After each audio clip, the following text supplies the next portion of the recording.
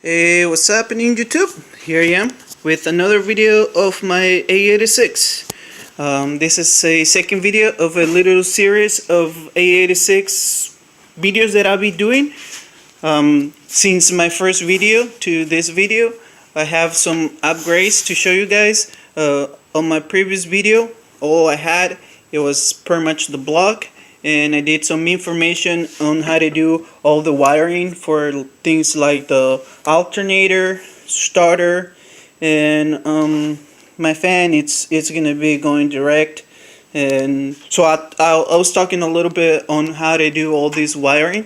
For those who are wondering or wanting to do a carburetor swap on a 4AG, you might gonna find some good information on my videos. I had to say I'm not a professional mechanic or anything like that. I'm just an average guy who is trying to make some videos to share some information that might be helpful for some people.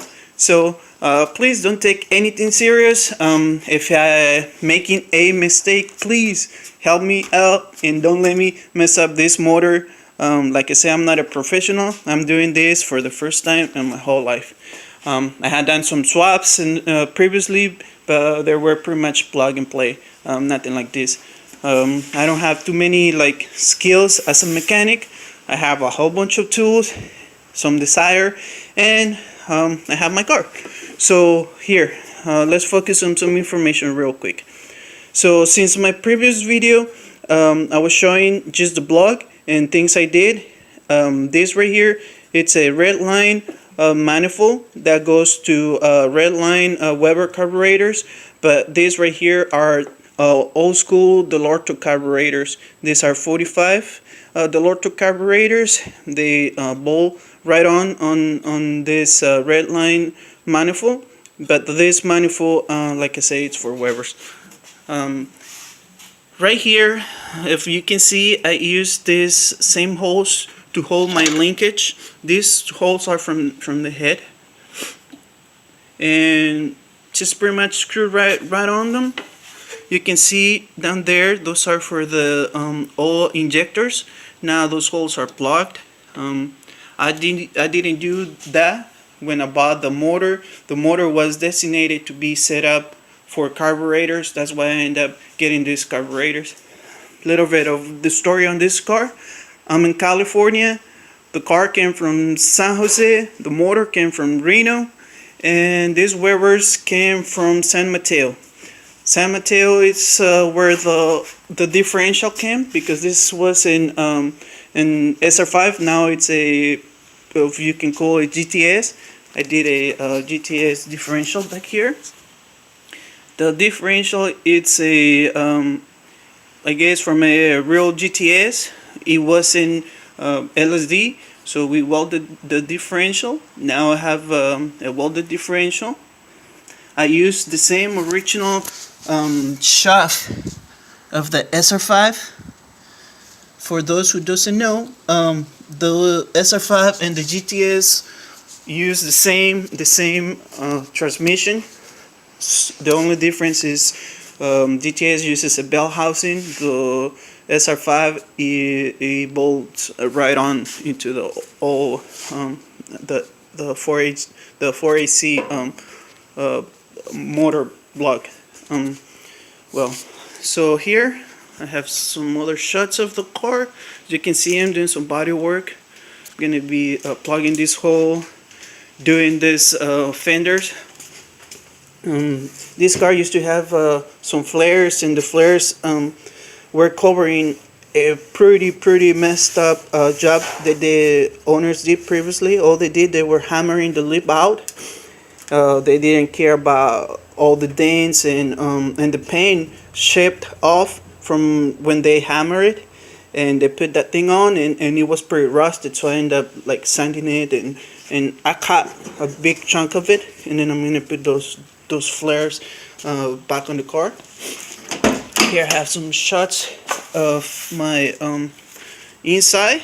Had to be really careful because earlier I opened my car and I dented my BMW. This is a 335. I mess it up. Anyways, I have to be really careful with this door. Maybe somebody might recognize these stickers. These two stickers. They came with the car. The car was like set up for track, even that it had a sr5 motor. They did some pretty much all the suspension and stripping the car and all that. Anyways, so here's my transmission. I'm ready to pour some oil there. I took the shifter off because I ended up cleaning this part real good, and I'm gonna pour the oil through the top. Here's some switches that I did. I did these switches. My beautiful wife, did the writing for me, which I asked her to. And this is just like a super cheap switch from AutoZone, and all I did, I put that wiring strip thingy that you put hit up in strings. I don't know how you call that. It's for like electrical cables and stuff. And I just put that on the tip, so it looks better, and they're kind of grippy now. When I bought the car, it didn't have a key, so I ended up breaking the lock, and probably gonna do a push start button here. As of right now, a screwdriver will start the car. I have a nice Nardi steering wheel with a quick release. And then this is my seat.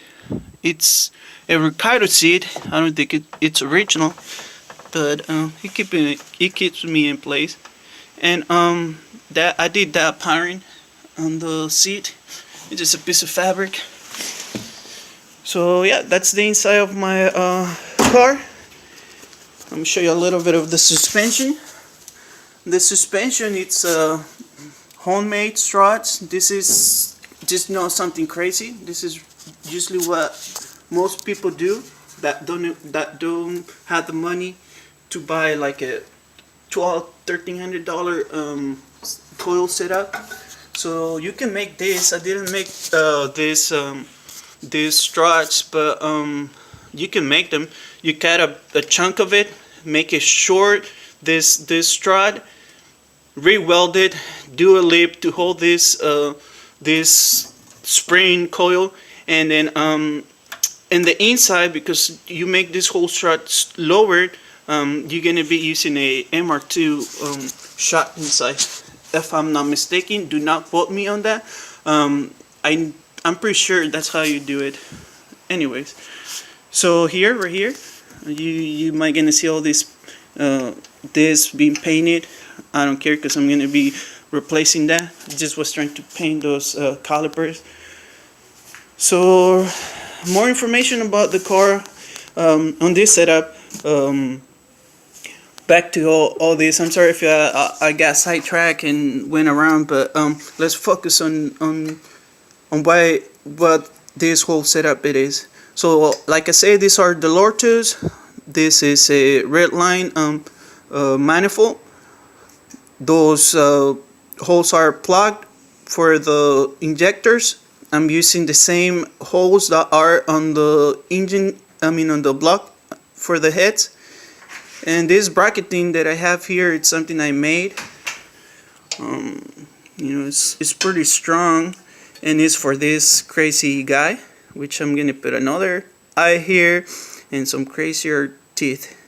But right now, what this does, you can see that this will be my setup. I need the horns. I don't have the horns.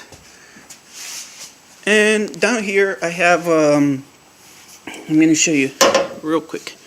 On my previous video I was talking about extending a line, as you can see right here, for your clutch cylinder, because on the sr5 it goes on the other side. Now it's on this side, and I have this line that runs all the way to the clutch master cylinder, and it comes all the way here. This line right here, it's an old line from the sr5 differential, the brake lines.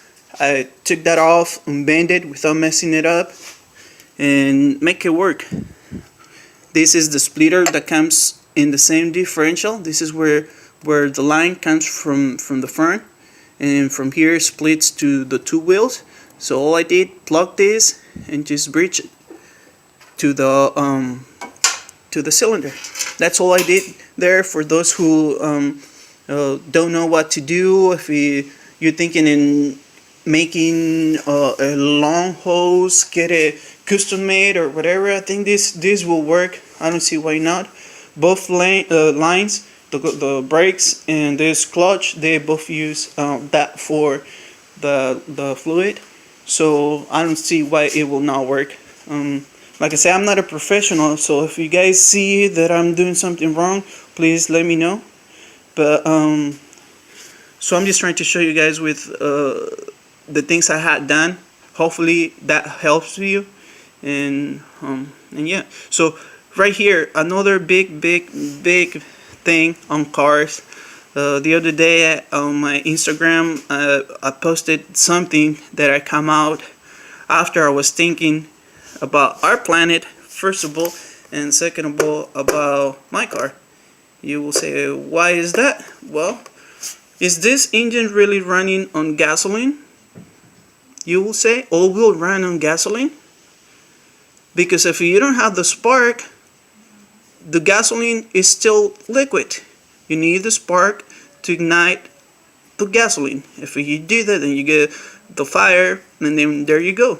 So is really the gasoline who is powering the engine, or is the spark who is powering the engine? I'm sorry, I might be a little too crazy on that. It was just a thought that I come out, but as of right now, there's no spark, so there's no going. And I have a full tank of gas, right? Anyways, so back to the ignition. On the ignition, I'll be doing a MSD, an MSD with a 6AL, and set it up separately from all the wiring. Usually you get here your coil, your plugs, and all the module that goes to the coil, and then from there you go with just a simple cable that goes there. But right now, like I said, this car, it's an SR5. This wiring, it's from the SR5, and the motor is a GTS, so I don't see why I should be using this old wiring when I can just get an MSD and run it, right? Anyways, so I might be a little too crazy with my ideas of how this thing really runs on electricity or gasoline. But it's just a ae86 that I'm trying to build for drifting. So if you guys like what I'm talking about, or the information that I'm trying to show you guys, hopefully you guys can subscribe to my channel, and you guys can see this car keep progressing and getting new upgrades until we can get it to run and get it sideways. So please subscribe, like, share, and like I say, I'm not a professional, so don't judge. Thank you. Bye.